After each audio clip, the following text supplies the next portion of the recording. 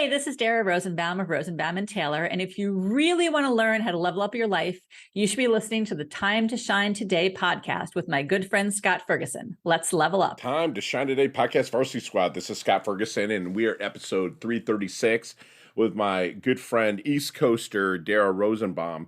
She's an attorney, a counselor, but she's a little bit different than some other attorneys that you might run across, where she's full of compassion. Her and her partner, they have a shingle of a little bit of a smaller law firm, but that does not stop them from absolutely kicking butt on a daily basis, representing their clients. Again, like I said, full of compassion and empathy, and I think that she makes her clients feel like they are the only client that they're working with, when they're probably working with hundreds of them. So she drops some serious knowledge nuggets on communication, community, and really how to build your confidence and self-assurance. So without further ado, here's my really good friend, counselor, attorney, Dara Rosenbaum from Rosenbaum and Taylor. Let's level up.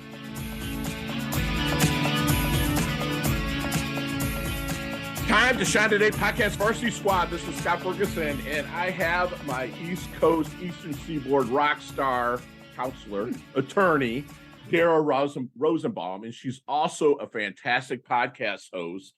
But don't go there yet, because I want you to hear what she has to say. But her podcast is fantastic. She's a rock star attorney, but she doesn't just talk law. And not that she's not the best at it, but she also has a human touch to her life. I know a lot of attorneys, which I'm friends with, that they just get so involved in the work that is law. And Dara is a badass attorney, but she also has, again, the human nature touch to it. And again, like I mentioned, she is an attorney, a business advisor, business owner, and the host of the Compelling Conversations podcast, which is an all directory. So they'll all be in the show notes, so you can go check her out there as well. She has a passion for creating, helping, protecting, and growing companies. She's a litigator and a transactional lawyer who became an attorney to help people and whose love of helping business owners drew her to business and law. And one thing that I picked up on one of her social pages is she helps businesses resolve legal issues without combat, which is fantastic. I don't think I'd want to go head to head with this rock star in a courtroom, but if you can resolve it before, that's fantastic. And Dara, thank you so much for coming on. Please introduce yourself to the Time to Shine Today podcast Varsity Squad. But first, what's your favorite color and why? My favorite color is navy blue. Really? So not quite black, but Okay. deep, kind of a deep color, kind of like that sapphire, that deep sapphire blue. Like the color of your letters on the wall? It may have something to do with the color scheme for the logo. I love it. And navy blue is kind of like an attorney, kind of like the badass attorney, but at the same time, you're there to serve. I love it. So let's get attorney is what I am in my parallel life. Okay, it's I'm a business coach now, and I actually am a coach to quite a few attorneys. But that's something that if I had to do it again, I would do it. 100%. I wanted to be an attorney, but I did 7 years in the military, and it just got out. I was like, I'm going to do something where I don't need a degree. It got into the real estate world and then into coaching. So, can you give us the roots and kind of like the story up to now? Yeah, so the roots are a kid who really wanted to be a forensic scientist or a coroner. Realized that math and science were not my thing. So got pretty quick into debate and those kind of things. So knew I'd always go to law school. Came out of law school, went to law school at Emory University in Georgia. Ooh, really? Came out of law school and got a job at a firm that was half insurance defense cases. So hired by insurance companies to defend their insureds and personal injury, property damage type cases. And the other half of the firm was maritime cargo claims.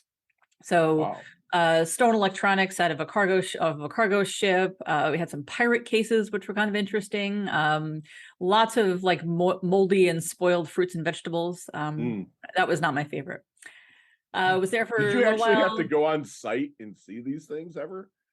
I went on site in like ports to see different things that had happened. I never got to actually go out on the ships, and I never met a pirate, but I did hear some crazy stories. I bet. So you wanted to be kind of like the forensic scientist or coroner, which, I mean, in that line of work, you will never run out of business, unfortunately. Correct. What made that switch though into being an attorney? Math and science was not my thing. Oh, So, and gotcha. my Okay. great grandmother at the time said, "Well, I don't know how many people want to be friends with a woman who touches dead bodies." And that really wasn't the reason that I got sort of off of that track, but I just found that, I had much more of an aptitude for writing and reading and researching and those types of things than I was going to do with the sciences and the maths.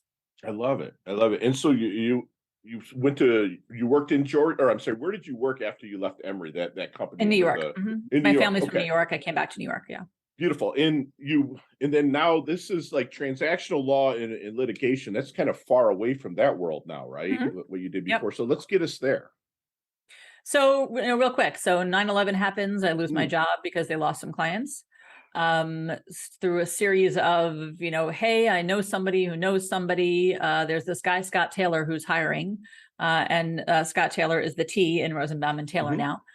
So he hired me 20 plus years ago, and I worked with him at a firm, or for him actually at a firm, for 10 years. We formed this firm about 11 years ago. So the Love it. litigation to the transactional really was, I spent a lot of time, sort of grew up professionally doing insurance defense. So met a lot of companies, met a lot of clients who were embroiled in lawsuits, and developed a great relationship with them, helping them, get through those issues. And they started asking questions about, well, I'm forming a new business. Can you do that for me? How did I get stuck in this thing in the first place? I thought my insurance would cover it. Right. I'm having an issue with my business partner. So organically, we started doing more of the business advising, business strategy, transactional work. We still do litigate. I still love the courtroom. I love that. I still have a taste for blood there. But I recognize that I think it helps more people if you can help people avoid it in the first place or work through it without combat. I love that. If you can actually avoid the comment. So I got to ask a question, which hopefully you're comfortable answering this, but how did the shingle end up with your name before his? We joke that we say age before beauty. And Scott Okay. actually is 20 years older than me. So those of us, Okay. the people who know us, think that's funny.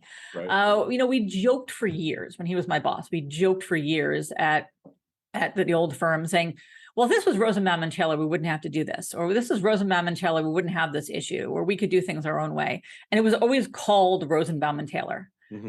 So that's sort of how it, that was its name once we decided to leave.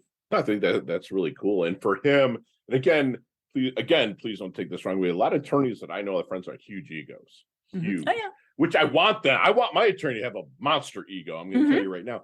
But that's Yeah. really cool that that you guys came up with that, because it flows. Like Taylor Rosenbaum doesn't flow like Rosenbaum and Taylor. Yeah. That's And my humble opinion. And I think also one of the things we thought of was that, I would be around, hopefully, longer than he would be around practicing. Understood. Because he's got 20 years on me. Yeah. So it sort of made sense for me to go first.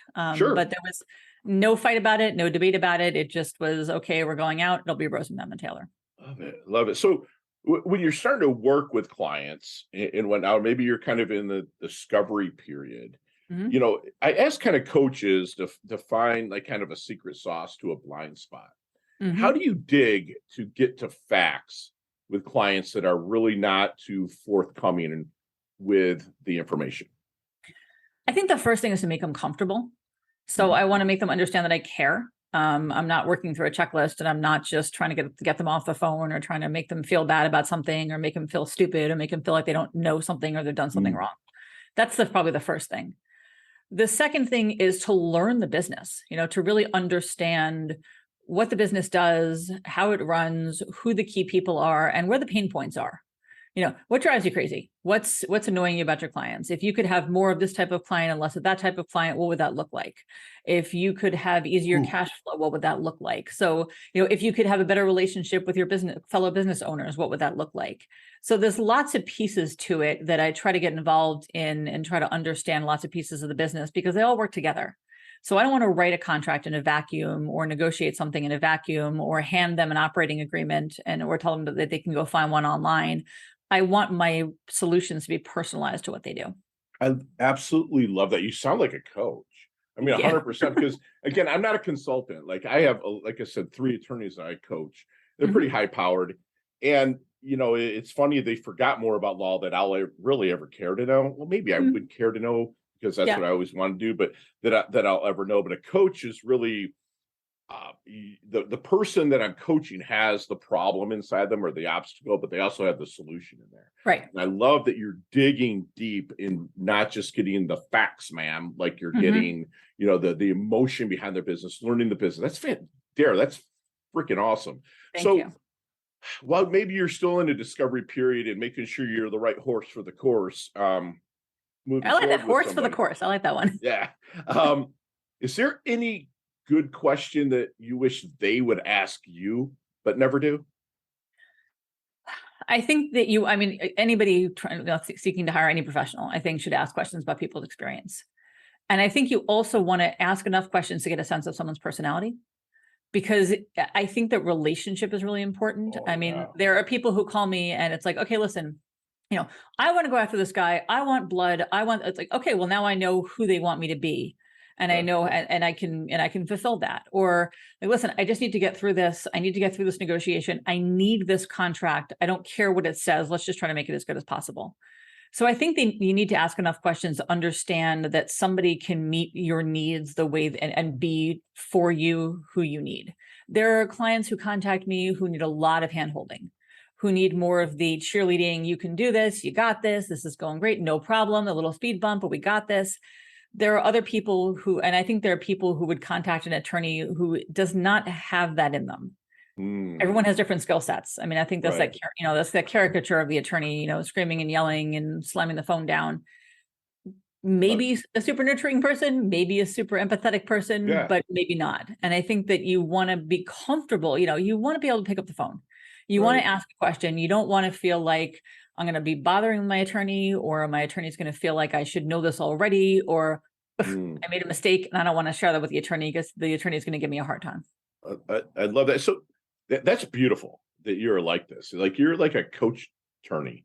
Like you're there for them. And let me ask, so how do you, as kind of a boutique firm, I'm using that kind of loosely, but more of a boutique firm, how do you handle the competition out there that are maybe kind of headset phone jockeys with 1,000 attorneys? Like, what do you say maybe would differentiate you from them? I think there's a place for all of us in the marketplace. But I would say that our size, first of all, leads to agility. We can we can take on things. It doesn't require a committee of 12 people to have 11 votes to decide that they're going to take on something. Wow. The business partner and I decide on things pretty quickly, and we'll take this on. That sounds good. Let's do this. Yeah. You're also going to get me or my business partner involved in every case.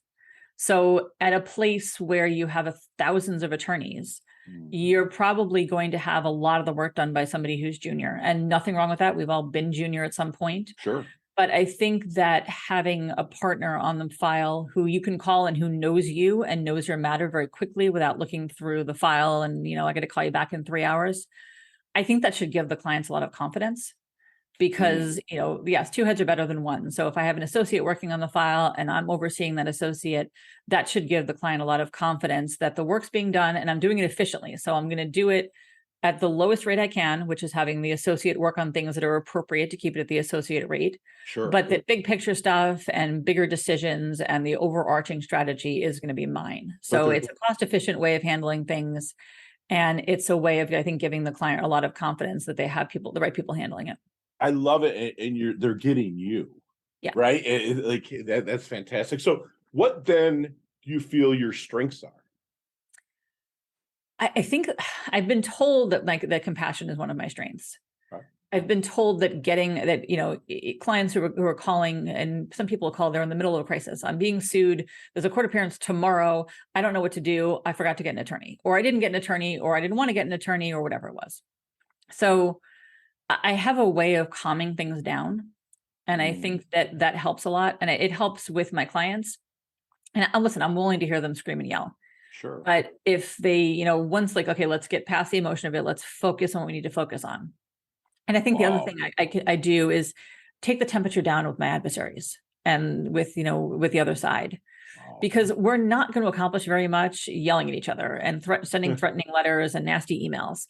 Sometimes they're necessary. Sometimes that's just who you have on the other side and you got to play ball with them. But if I can take the temperature down and get things down to like, okay, let's look at this objectively, no, you're not going to get everything you want. I'm not going to get everything I want. How do we come to an agreement? And how do we come to an agreement without having our clients go through, 3 years of litigation, super costly, super emotional, very stressful? How do we just get to what we think the endpoint is going to be? Love that. I love it. And it seems like you appreciate that as well. So tell us maybe a little bit about a weakness that you feel you have. I would say that it's going to sound like one of those, my weaknesses, I'm too organized. But I would say, or I'm too perfect. But I think the weakness for me is that I get emotionally involved sometimes.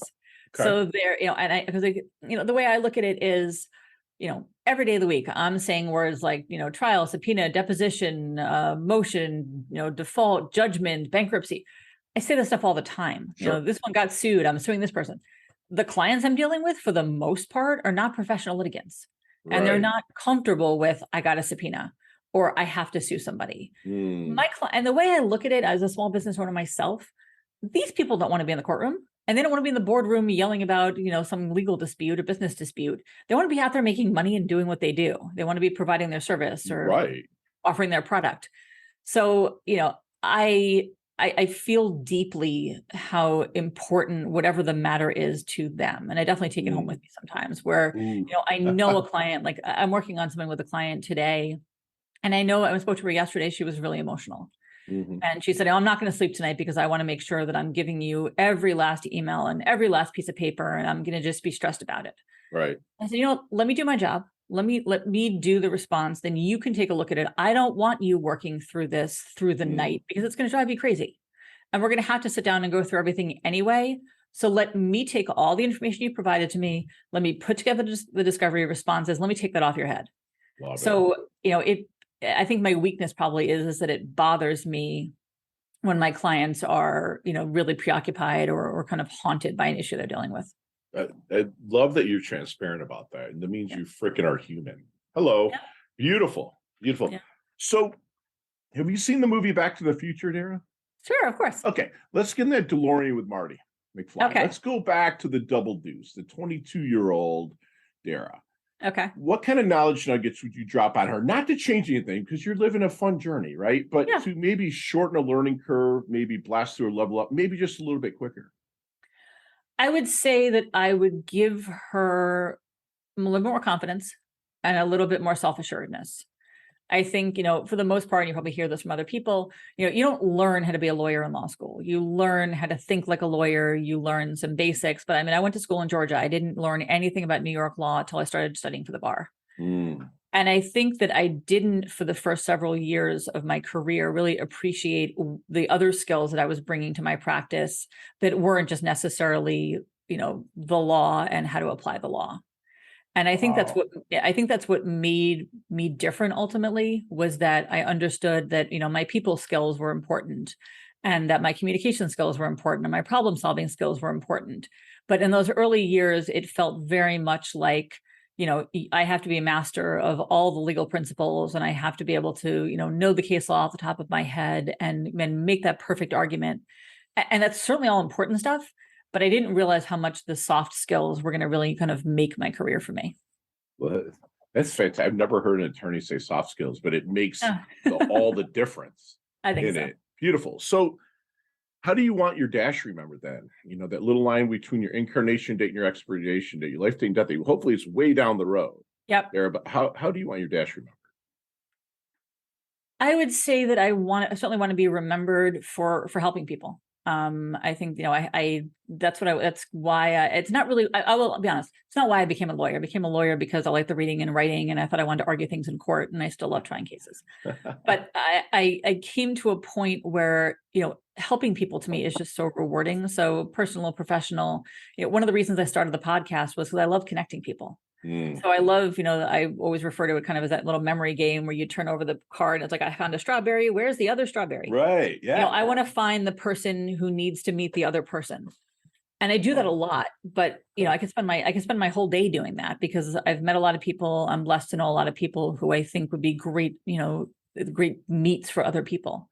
Beautiful. But I started the podcast because I figure it's a shortcut. I get somebody on Yeah. the podcast and I can get their message and their story and their information out to a whole bunch of people without making all those individual referrals. So I would Love say I that. want to be remembered as, whether it's, as a mother, as a wife, as a sister, friend, daughter, as somebody who helped people. And authentic and personable. And that's fantastic. So then let me ask you this. What do you think then people misunderstand the most about Dara? I was told by a very dear friend years ago that I don't make a good first impression. Really? I don't know. I think that, it takes a few minutes to get to know me. And it doesn't take a few years. It takes really just a few minutes. And I think that, a lot of people, it's not just me, a lot of people are judged by the outside. I remember walking on, when I was working for a different firm, I remember walking onto a construction site and meeting my client, and he grabbed my hand and said, I'm about to talk construction with a woman with a French manicure. And I said to him, and I said that I use this a lot. I said to him, I like being underestimated. It gives me the advantage. And I do use that. But I think that, there are not that many, comparatively, there's certainly many women trial lawyers. Comparatively, there are not as many. Right. And I think the reputation from TV and all that kind of stuff that, that many attorneys get and many female attorneys get is, real tough as nails, nasty, difficult to talk to, super aggressive. Right. And I have all that in me. I mean, I'll take a fight and I'll end it. It's all good for me. Sure. But I don't, that's that's not the part that I want to deploy all the time. Love it. No, that at least you're transparent about that. And it's funny because the East Coast, I'm from the Midwest, and again, I'm 6'1", I'm 260, I'm pretty well put together. And like, if I meet somebody, I'm like, hey, I give them the big Fergie hug, right? Yeah. And like, I've learned when I moved down here to the East Coast of Florida that people from the Eastern Seaboard don't like that at first. Like you said, it doesn't take years to get to know somebody, right? Right. But then I started, I do a deep dive on pretty much anything that triggers me, or not triggers me, but that I get very interested in. I found out that up there, a lot of people, they live on top of each other. And what's so important to them is space. Yeah. So once I started meeting them and just shaking a hand and just doing business, or, meeting them at parties or whatever, it was just that. Then next thing you're like, Fergie, and they're hugging me. So it was like, at first I was like, man, they're so freaking mean. Why don't they like me? But they're not. And so I'm glad that I was humble enough in my own little way to do that deep dive on it. So what is Dara's definition of a life well lived? I think I'm gonna go with freedom as a word. I like, I think that a life well lived, looking back, would be, I was able to do what I wanted the way I wanted to do it, and just kind of live my life as happily as possible. I mean, Frank I think Sinatra, love it. That's love right. it my way. Love it. That's it, do my way. Beautiful. Time to shine today, podcast Varsity Squad. This is Scott Ferguson. We are back with my good friend, rock star, humble yet killer, Dara Rosenbaum. And Dara, you and I'm feeling we might meet one day and we sit down and maybe break some bread, have a bev, and we could probably talk 15, 20 minutes on each one of these questions. But within our leveling up lightning round, you have 5 seconds with no explanations. You ready to go? Let's level up. Okay. Dara, what's the best leveling up advice you've ever received? Be yourself. Love it. Share one of your personal habits that contributes to your success. Self-care. Beautiful. You see me walking down the street and you're like, yeah, Fergie looks like he's a little bit in his doldrums. What book might you hand me? That's a good question. I will look back at my I look at my back of my bookshelf. I'm going to go with The Road to Success. Beautiful. Beautiful. What's your most commonly used emoji when you text? Smiley face. Beautiful. Nicknames growing up? None. My parents intentionally gave me a short name that they didn't think could be nicknamed easily. Love it. Chess, checkers, or Monopoly? Monopoly. Beautiful. Favorite portrayal of any attorney on the big screen or small screen? I like The Good Wife. Okay, very cool. Yeah. Go-to ice cream flavor? Rocky Road. Nice. All right. There's a sandwich called the Dara Rosie. Build that sandwich for me. Gluten-free bread, because I'm a celiac. And I would probably go with, grilled chicken, lettuce, tomato, kind of simple, Beautiful. straightforward. Beautiful. Favorite charity and an organization like to give your time or money to? I will tell you that very timely, National Ovarian Cancer Coalition. Thank you. Thank you for saying that. And last question, you can elaborate on this one a little bit, but what's the best decade of music? 60s, 70s, 80s, or 90s? I'm an 80s girl. Really? Okay. Yeah, You I'm look an 80s old girl. enough. I would say 80s and 90s, but Okay. I'm a lyrics person and I can still sing along to most of the things I've heard from the 80s. Oh my God, it's so true. It's like I graduated in 1990, so I just turned 50, but it's like that whole 10 years you had, the Big Hair Don't Care, you had the start of rap with the Beastie Boys and Run Yep. DMC, you had the invasions from U2 and Duran, and Mhm. now they're using hooks from their songs. Yeah. Like Pitbull uses like Take on Me, by Aha in like one of his, it's like all of them have the hooks from the 80s. It's why the 80s I would go back in any time. So, and Dara, how can we find you, my friend? I'm on LinkedIn all the time. So Okay. just my name on LinkedIn, and our website is rosenbaumtaylor.com, no and. And I'm always happy to hear from people. Always happy to, even if it's not something that I can work on or work with you on, always happy to find somebody and refer you to somebody, or just to kind of give you a few minutes of my time to talk about, where I think you might want to look for resources.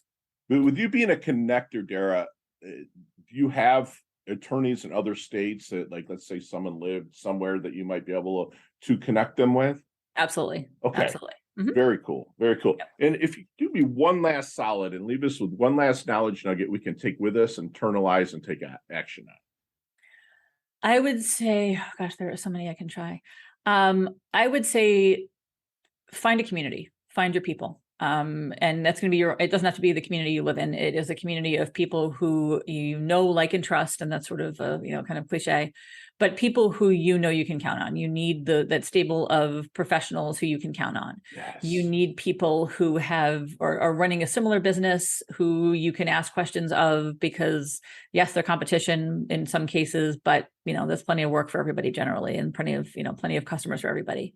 And also find the people who have had a journey like yours, or at the stage of business that you're at, because they are going to be a tremendous wealth of knowledge for you, and you for them, of things they did right, things they did wrong, things they found challenging, and things they would do differently next time.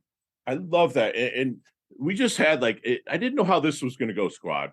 But it was kind of a free masterclass on how to live life good, but still be driven. I love that she just mentioned kind of what we call our plus equals minus, where every day, my clients and people that I coach, they have to find someone that's where they want to be and learn from them, find someone equal to them and trade with them, and find someone not minus to them, but that they want to get to where you're at and help them. And I know that my good friend Dara does that. She wanted to be a forensic scientist in a corner, but math and science weren't her thing. So she parlayed into being an attorney, which she's a rock star at. She's big on making the client comfortable.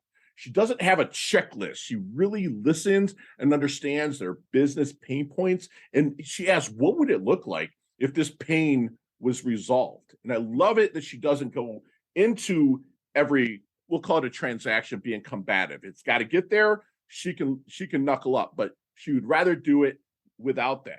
She wants you to, when you're starting to work with an attorney, to ask about their experience, their lineage, see if the personalities match, make sure they're the right horse for the course, make sure they're going to meet your needs and be who you need, the client needs, make sure that they are. She has a little bit of a smaller firm, but in other smaller firms out there that are looking to grow, remember, you have the agility and the more time to give personal service, which will build the client's confidence. She believes that compassion is a strength. It's a way of keeping calm, to get past emotions and focus on what needs to be done.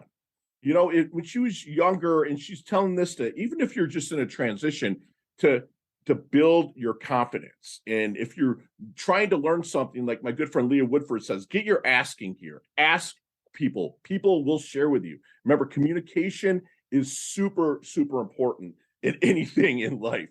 She's going to remember to someone that's authentic and help people, not just personally and professionally, but she's literally kind of planting trees she's never going to sit in the shade of, because she's a different kind of attorney that's out there. She wants to live a life where she's freedom to express, just like Frankie said, he did it his way. And that's what she wants for you and for herself. And lastly, find a community. Remember, your vibe attracts your tribe. If you're vibing good, you're going to attract those people. That's how I attract Dara, is that we both vibe on a really high level. And Dara levels up her health. She levels up her wealth. She's humble, yet hungry. She's earned a varsity letter here at Time to Shine today. Thank you so much for coming on, Dara. Absolutely love your guts. Thank you so much. This was terrific. Yeah, I'll talk soon. Hey, thanks so much for listening to this episode of Time to Shine Today podcast.